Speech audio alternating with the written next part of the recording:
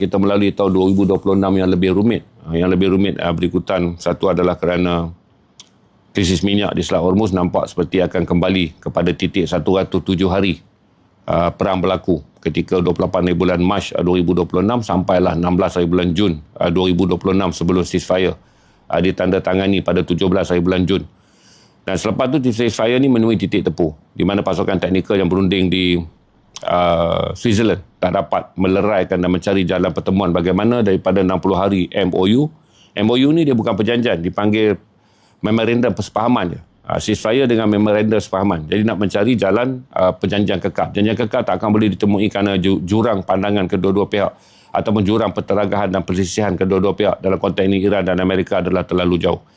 Jadi sebab itulah bagi mereka yang selalu tengok video-video pendek kan, ada kata minyak turun sekarang. Sebab dulu kita kata minyak tak turun sampai hujung tahun. Nanti minyak naik. Saya bukan nak menyumpah suruh minyak naik. Tapi inilah kita kena faham apabila kita melihat apa yang kita panggil dalam budaya mengambil pengetahuan hanya tujuan untuk troll dan mengambil pengetahuan hanya tujuan untuk bersifat sepele. Kerana kita orang-orang yang tidak mempunyai kepentingan banyak perkara. Jadi kita duduk di media sosial ni adalah mencari apa yang kita panggil sebagai penyakit doxing ataupun dipanggil sebagai mental autentik. Itu menyerang perkara. Tuan-tuan takkan nampak bahawa belum ada jalan selamat dengan turunnya harga minyak global sekarang sekiranya perang ni balik pada full scale war.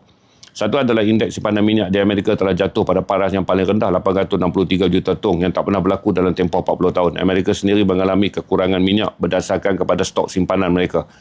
Berarti harga minyak boleh melambung pada bila-bila masa seperti mana saya bagi tahu pada tuan-tuan dalam pandangan Josh William mengatakan bahawa yang ada sekarang adalah respon pasaran meraihkan ceasefire. Tapi realiti pasaran pula minyak memang akan mengalami gangguan bekalan pada hujung tahun hinggalah awal tahun depan. Menjadikan gangguan bekalan ini menjadikan semua negara pemegang stok akan menaikkan harga minyak. Berikutan satu adalah stok yang diperlukan oleh Amerika adalah tinggi dan stok keperluan dalaman Amerika tak dapat dipenuhi, maka Amerika akan menjadi negara yang akan membeli minyak. Yang kedua, persaingannya akan menjadi tinggi kerana China juga adalah negara pembeli minyak walaupun Amerika dan China kedua-dua negara yang memiliki minyak tapi saiz industri mereka besar dan mereka bergantung pada minyak import yang datang daripada negara-negara pengeluar minyak tapi bukan industri. Termasuk daripada Rantau Teluk, termasuk daripada Venezuela. Ini adalah negara-negara pengeluar minyak tetapi bukan negara industri. Jadi mereka ada lebihan minyak. Manakala